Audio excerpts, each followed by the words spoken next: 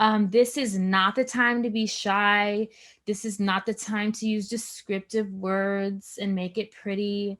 It's the time to be extremely, extremely clear about what you stand for and what you stand against. And a really great exercise is to think about what are your personal non negotiables if you were to reference another business's ethics page. Mm-hmm. What would you be looking for?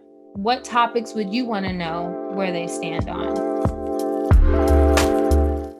Welcome to the Rooted in Community podcast. My name is Celia Coughlin-Surridge, and I'm here to bring authentic, community-focused conversations about online marketing to you on a bi-weekly basis.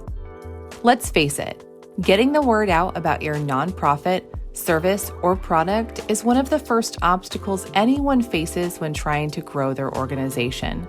Between all of the different social media platforms, opinions shared by influencers and podcasters, and the bells and whistles that are all screaming for your attention, a state of overwhelm seems right around the corner. Thankfully, it doesn't have to be that way.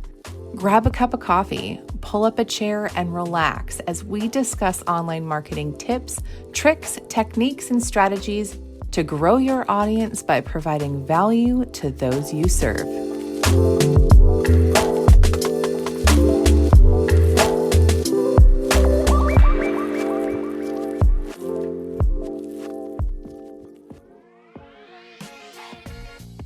In a year that has been one of the most tumultuous that I've ever lived through, ethics and supporting organizations that care about the causes consumers are passionate about has become more of a hot topic. In this interview, I sit down with D'Ana Joi Spencer of Joi Knows How to talk about the creation of her ethics page and why this may be something you may want to do for your organization. Now, I thoroughly enjoyed talking with Joi and hope you'll be as engaged in this topic as I was. However, before we jump in, I want to be sensitive to our listeners. Joi shares what she experienced during the Black Lives Matter movement of 2020 in this episode. If you find yourself being triggered by this type of conversation, the Rooted in Community podcast and this particular episode may not be for you. We are a podcast that believes in complete equality in our world, and we are willing to have the tough discussions about it.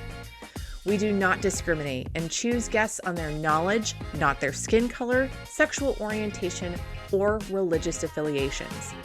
This podcast will always support and promote these topics within the online marketing realm, and we are more than thrilled to have been able to have this conversation with Joi because of her knowledge and experience. With that said, let's get into that interview now.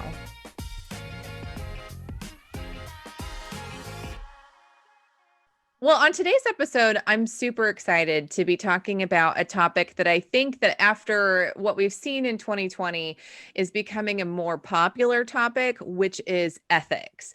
And so what I'd like to do today is introduce D'Ana Joi of Joi Knows How LLC.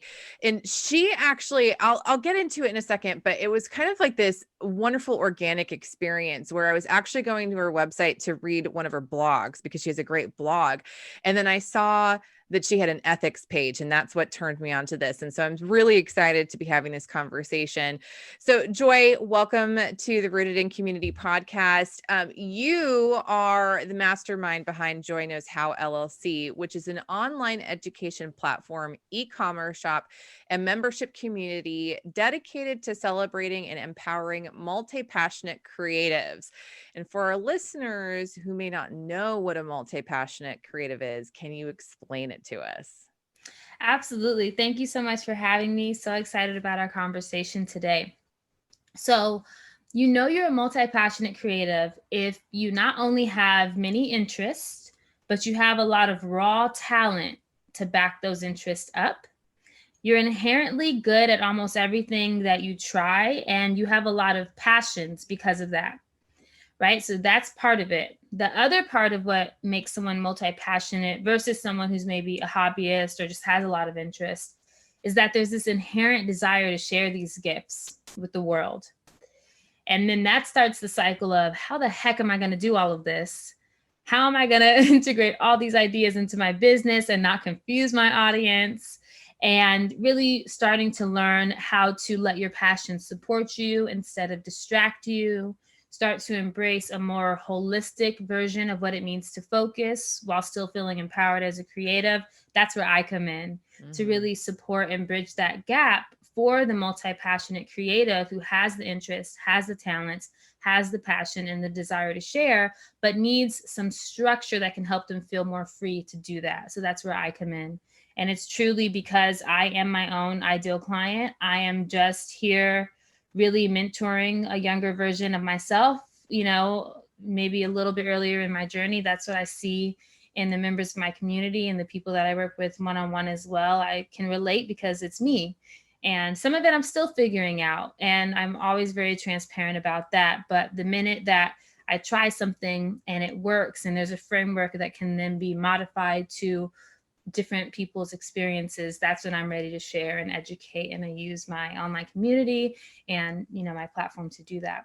Yeah, that's great. I think that a lot of people, especially these days with the internet, get kind of distracted with the ooh shiny and then like, but I like this and I like this, I like this. And so what you're really offering is an opportunity for you to empower yourself with all of those different things and funnel it to be constructive. So I absolutely love that.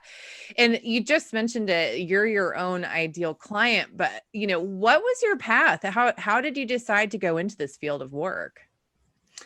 So, all throughout my 20s, I was going through this kind of esoteric, spiritual, mental, trying to figure out life, right? Which we all kind of do in our 20s, trying to figure out what we're going to do and who are we going to be and how do we want to show up in the world. And I kept feeling like what I was running up against was needing to make a choice about one thing. So I'm a musician. I sing and compose music. I play the ukulele. I was a lead singer in a band for many years. I've lived a whole life as a musician. So for a while, I thought I would go down that path. But I also love to write.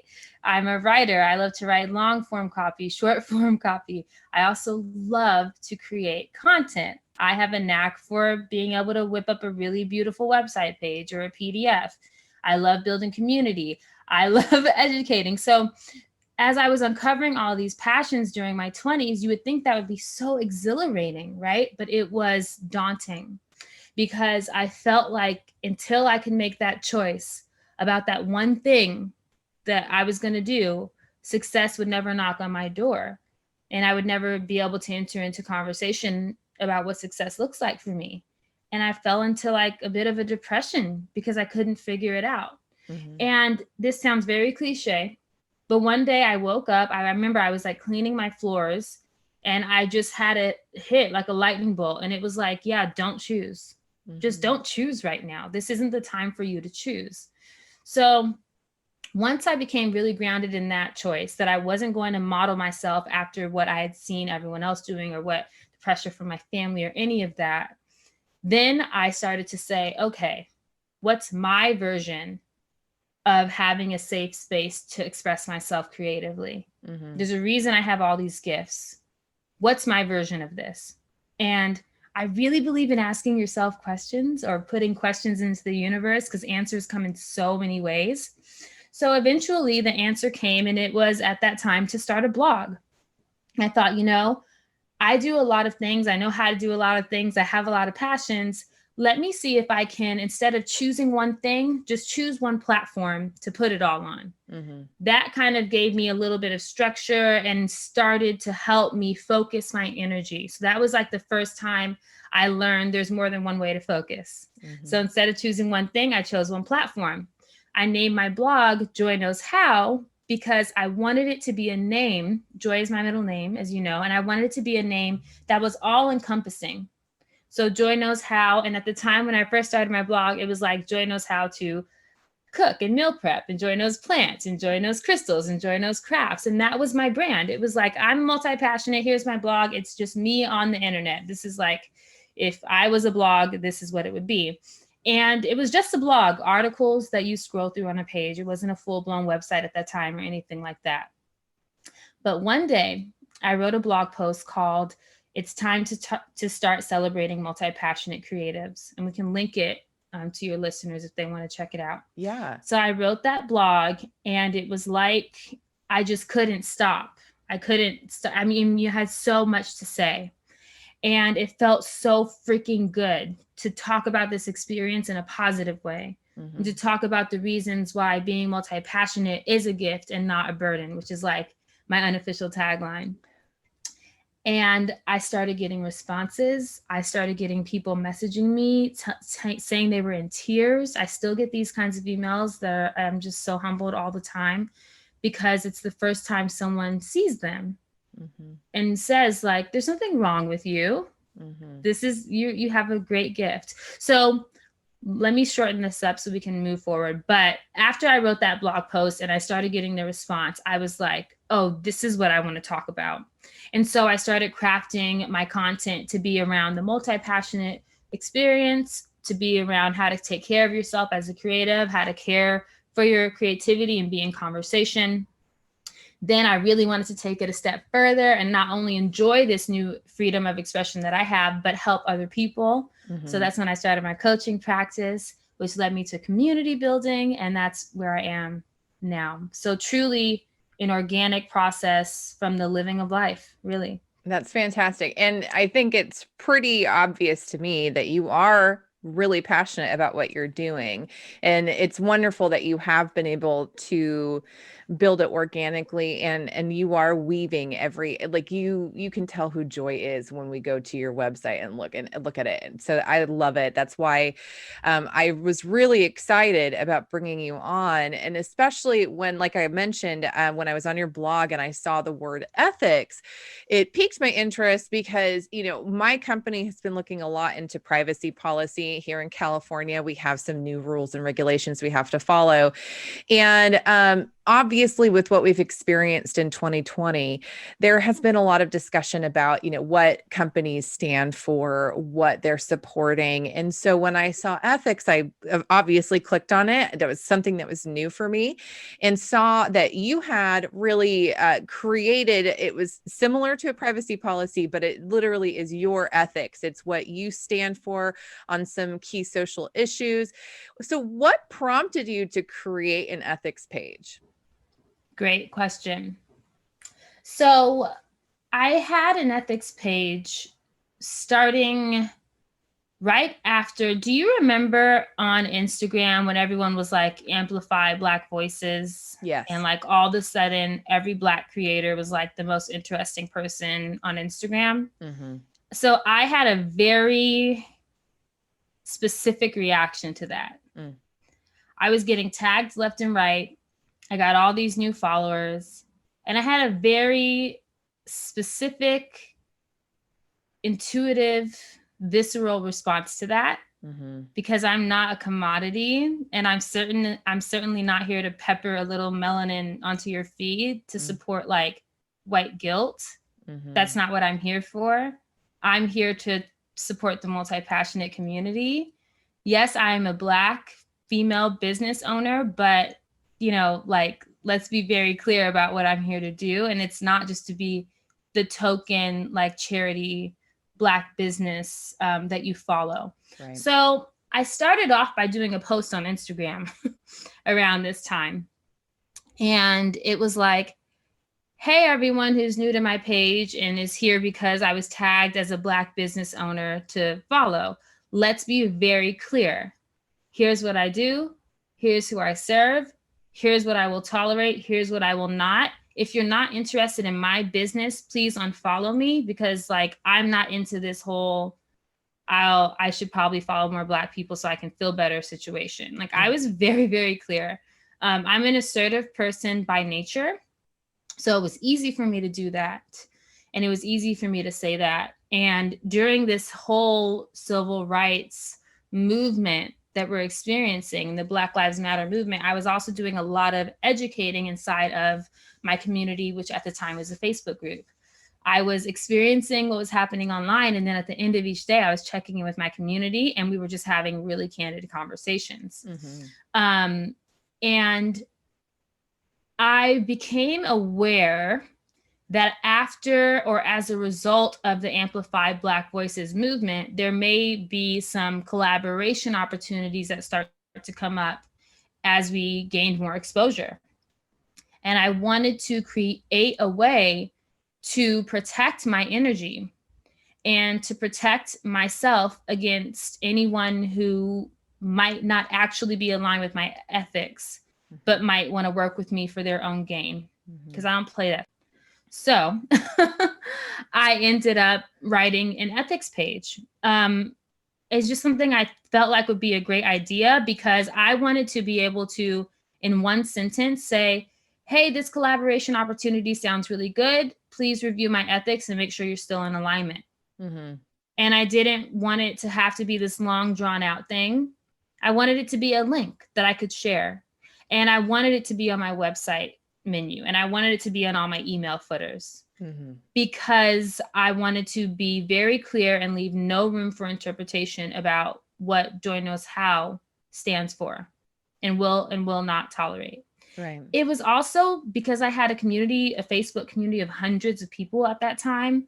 It was also my way of saying, let me put this out and make sure this community reviews this. And if anyone's not okay with this, they can go. Mm-hmm. So it was also my way of filtering who I may have already been engaged with, but didn't know their ethics, because we just weren't talking about it at the same level as we did once we started to really kind of open our eyes and see what was happening around us as a result of the Black Lives Matter and Amplify Black Voices movement. So I created the ethics page and I shared it in my Facebook community to say, hey, everyone, please check out my ethics page. And if you are not in alignment, I'm going to ask you, please leave the group. It was like, because I said, these are non-negotiables. These are not up for discussion, but I want to share them with you. And what happened was, so I have a great community. And I've actually moved off of Facebook because of my ethics. But at the time, they were on Facebook and they were like, this is so well written. And oh my goodness, like, oh, I would love. And so I realized like, oh, okay, not everyone's just like waking up in the morning and typing out their ethics pages. So I ended up doing a live training in my group. I was like, let's go through this together. And I read it to them and I took them through how I formatted it and how I structured it. And they were able to take that and create their own ethics pages so that they can then do the same thing. If a collaboration comes into their, into their inbox or something, they would have something to share. Mm-hmm. Vice versa. Another reason I did this is because I started to look for this on other people's websites.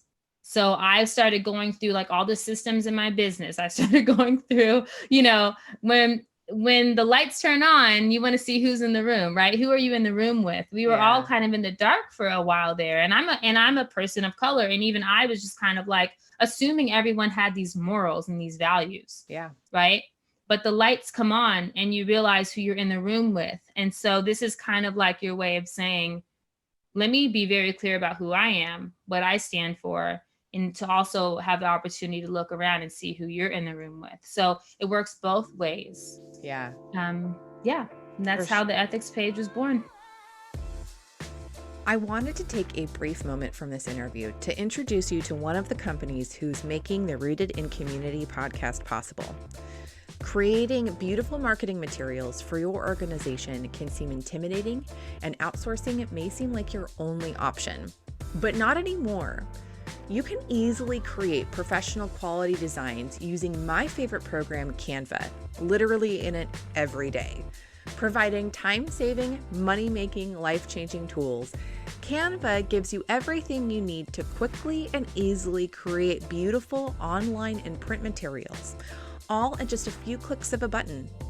With over 420,000 premium, fully customizable templates, Canva can elevate your organization's brand and features so many easy-to-use tools you'll be in and out in no time. You don't even need to get a degree in graphic design to use Canva. And best of all, you can sign up for your free forever account today by going to canva.ricpodcast.com to get started. And at any time, you could upgrade to their pro account for just $12.95 a month, which gives you access to their entire library of over 75 million premium stock photos, videos, audio, and graphics. They also have a one-click magic resize feature, so you can make materials using all different types of sizes of documents, 100 gigabytes of cloud storage, and even the use of their new social media content scheduler to streamline your social media content. All of this is just the tip of the iceberg. Trust me when I'm saying that signing up for Canva is the best thing you can do for your organization.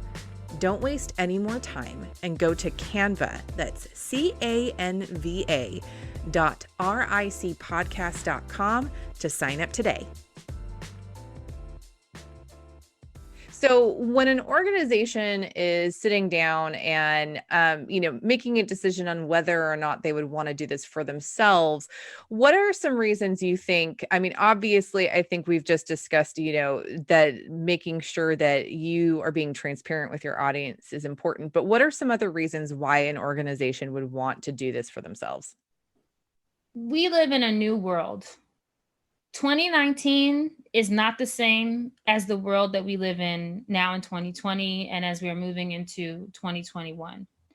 And the world that we live in now, people are looking to make more conscious and ethical decisions for themselves individually. It is my hope. Let me not speak on behalf of the people, but it is my hope that if we take anything from this year, right, from 2020, which will go down in history, that one thing we do take from it is to take that extra step, ask the necessary questions, look for the information that you need to make an aligned decision that you can be proud of, that you can stand behind when the chips start to fall, because they fell way down in 2020. So maybe there's a small business owner or a corporation who's listening to this. So think about the difference between a PR statement and kind of that damage control energy versus having a statement that is accessible on your website that already answers those questions and just shares, here's what we stand for in case you were wondering, because everyone's wondering. So that's why I think a business of any size would want to take the time to create an ethics page. You could call it ethics, you could call it values, you could call it what we stand for, or anything like that. And at the very least, just pop it in your website footer so that people can check it out. I have mine in my email signature and as well as my website menu, and it acts as a link that I can send to anyone who wants to work with me as well, which is probably the best thing, that it's very shareable and easy to share. So especially someone who maybe doesn't want to have the conversation over and over, but wants to start making these more aligned decisions in their business and the partnerships that they are a part of, or maybe wants to start reviewing their partnerships and making sure that they're not already in something that is like, oops, these people didn't speak up at all during Black Lives Matter, and I have supposed to promote their brand next month, Yeah. So it can also support with that. I will preface this by saying my ethics page and any tips that I give about creating your ethics, it's all copywriting advice. I'm not a lawyer, and I'm not giving any kind of legal advice. So any contractual agreements, I'm not saying that creating an ethics page is going to get you out of that. However, it can be something that can really take the place of, filtering any new partnership. So I think from a business standpoint, especially if you're wanting to bring more diversity into your business and you're wanting to start working with more people of color, or really truly continuing to amplify Black voices, let's say, then having a statement like this is also going to be supportive, because in my case, I started getting a lot of collaboration opportunities, but then I would go and look at the panel and every single other person was white. And I was being invited, and it just didn't sit well with me. And I think, I could send in my ethics page, and if I don't get an email back, I kind of know what's up. If my ethics is very, very clear. Yeah. And I purposely chose the most polarizing topics, because then there's just no room for misinterpretation there. Right. And, so that's a long way of saying, I think that every business of every size needs an ethics page. Mm-hmm. I can't tell anybody what to choose as their ethics, but transparency in business and in collaborations and in partnerships is different now. And this is a way to armor yourself and be prepared for that. Right. Um, yeah. Yeah, I completely agree. When you're sitting down to write out your ethics page, you just mentioned that you specifically went with polarizing topics, because I definitely feel those are what define you, and you will right off the bat either know if you agree or disagree if you're looking at potentially working with you. So when an organization is sitting down to create theirs, what are the key steps that you would suggest they start with? Okay. So the key things that I would start with, and I do have a template that's available online in my shop. So if you want to kind of have a guide to follow from a copywriting perspective, that can be really supportive. But the key things I would start with, it's okay to have a little bit of an intro and to like ease into the conversation. So I would always start with defining what kind of business you are Mm-hmm. and who you typically serve. So in my case, it's Joy Knows How LLC is an online education platform, e-commerce shop, and membership community dedicated to celebrating and empowering multi-passionate creatives. So I've stated very clearly what my business is. And then you want to follow up with who do you normally serve? So maybe you are a coach and you serve working moms, and so you might say, Mama Embodiment Coaching is a coaching platform for working moms, and we serve, moms from all walks of life and helping them power through the day to day to really build their dreams, whatever your mission statement is. So that's a great place to start. And then explain who you normally serve, right? So we serve moms of all backgrounds, XYZ. Then here's a great segue, and this is in my template, but I'll give this one away to your listeners. You want to say after that, just as we serve, and then put your target demographic. So we can continue with the working mom example. So just as we serve working moms, we also serve and celebrate people of color, all genders, and then you can go forward and start to name all the other groups that you do support who maybe don't fall into your target demographic. So it's kind of a way of saying, I know that in my business, I primarily talk to these people, but I just want to let you know I'm holding space and I will take a stand for X, Y, and Z as well. And that's a really great way to just start the conversation. And then go through and think about polarizing topics. Mm-hmm. This is not the time to be shy. This is not the time to use descriptive words and make it pretty.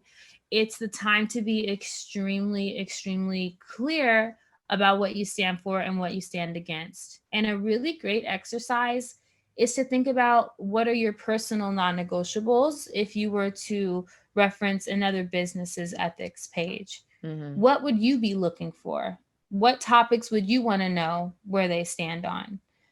For some people, let's say you are a skincare line, well, ethically sourcing ingredients might be a huge thing, for that particular business. Mm-hmm. And in that case, you want to definitely include that.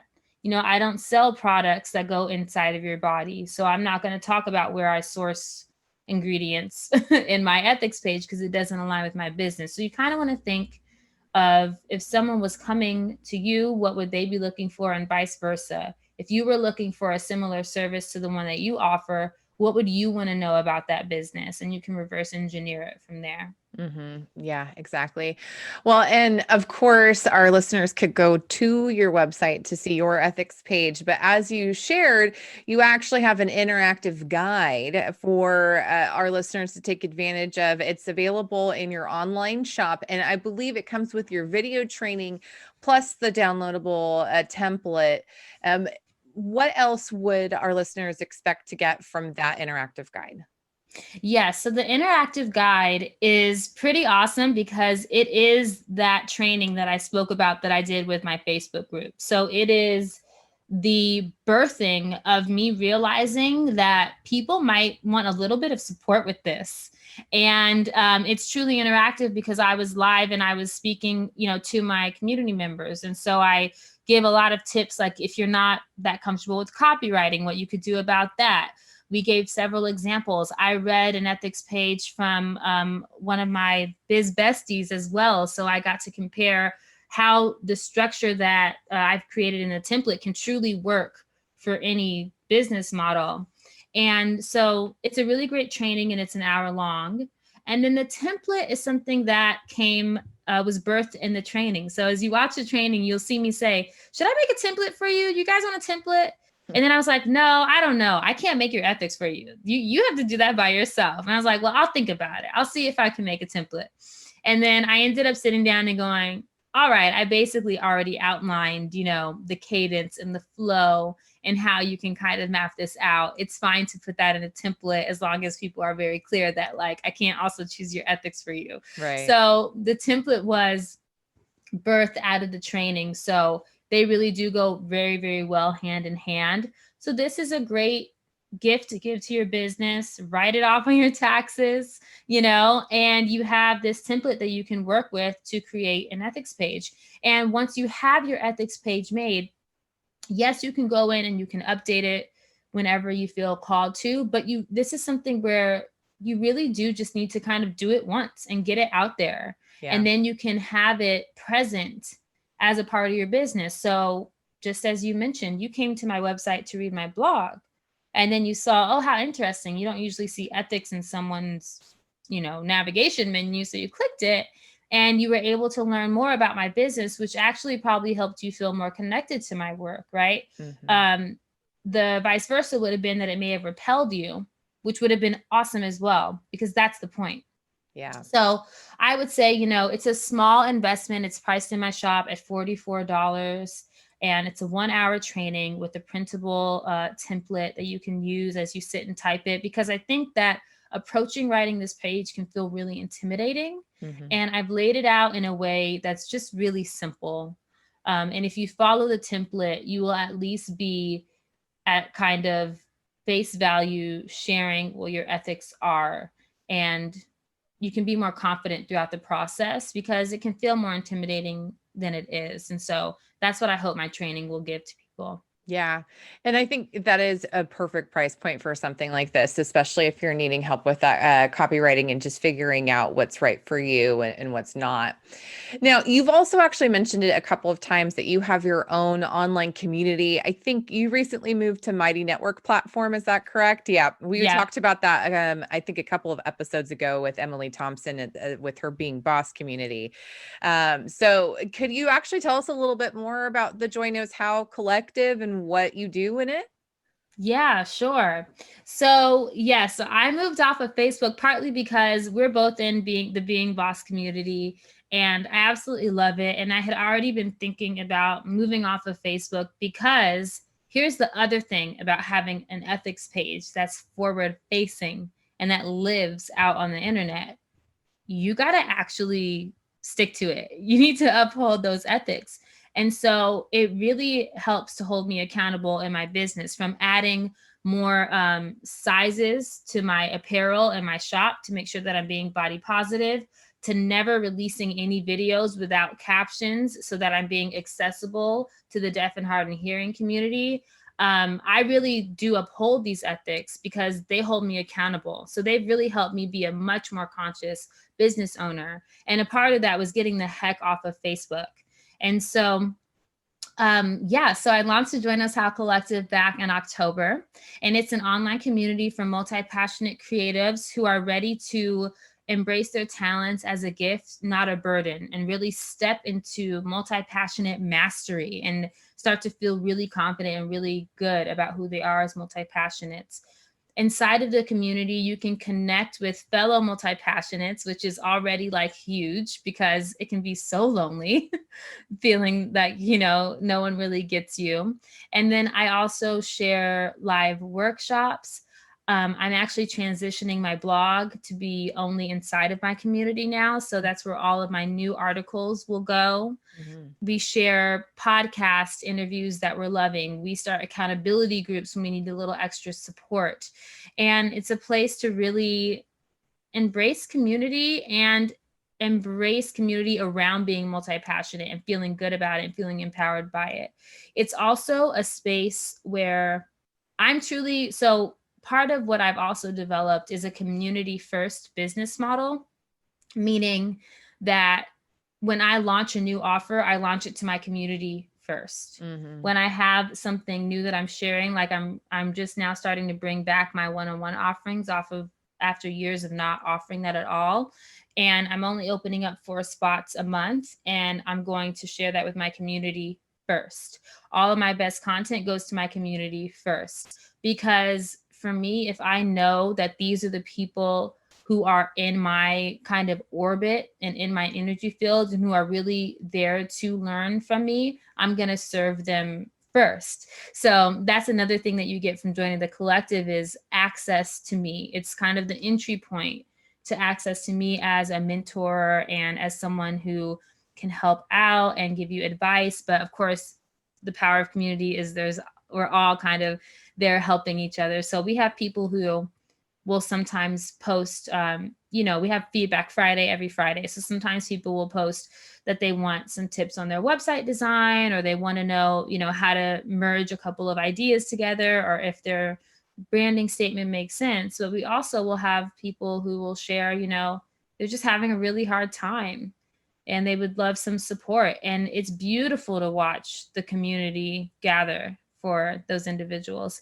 And then we celebrate our wins together. We do check-ins. It's a magical place. I find with communities, they're hard to describe because so much happens in them.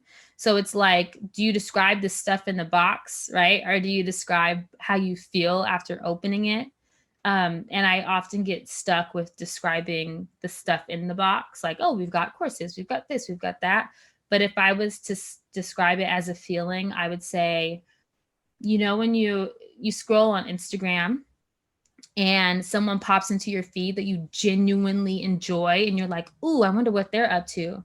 And you just feel this sense of like connection, almost to the point where you can just leave a comment and then close the app because you feel satiated. I would say, imagine if like you felt like that all the time in a community. That's what the Join Us How Collective feels like. It's a really warm place. That's awesome. I'm so glad to hear that. Yeah. So how do our listeners find you, Join Us How, and the collective?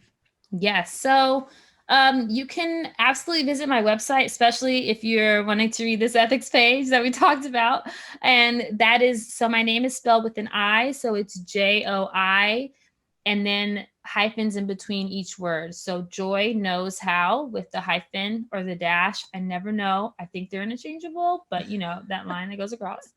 I'll make sure it's in the show notes too. Okay, great. So that's a great place to start if you just kind of want to learn more about my mission and my brand. There are a couple of ways that you can join my email list from my website as well. Email list is a great place to keep in touch about anything that's happening in my business, including the collective, including my online shop. And when I start bringing back my virtual concerts, definitely we'll be doing like some fun announcements soon about that. Instagram is a fun place to connect. I will just say that I take very long social media breaks whenever I need them. So if you want to make sure that you're absorbing kind of like more consistent content, definitely sign up for my email list. But if Instagram's where you hang out, I'm there as well. And it's Joy Knows How with a period in between each word. Awesome. Great. Well, Joy, thank you so much for joining us. I'm so excited to give our listeners the opportunity to step into, being truly authentic with themselves in 2021 with an ethics page. And I hope that they'll take advantage of your offering and follow you. So thank you again. Yes, my pleasure. Thanks so much for having me. I really appreciate Joy for being so candid with me during this interview and introducing me to a wonderful tool that encourages both transparency and authenticity. If you'd like to find out more about Joy or look into creating your own ethics page by taking her 1-hour course, visit our show notes at www.ricpodcast.com for more details. The Rooted in Community podcast is brought to you by Modern Roots Marketing, a firm simplifying online marketing for service-based organizations so they can make a bigger impact in this world. Follow us on Facebook, Instagram, and LinkedIn by searching our username modernrootsmktg, or visit us at www.modernrootsmarketing.com. Until next time, my friends, have a happy and safe holiday season.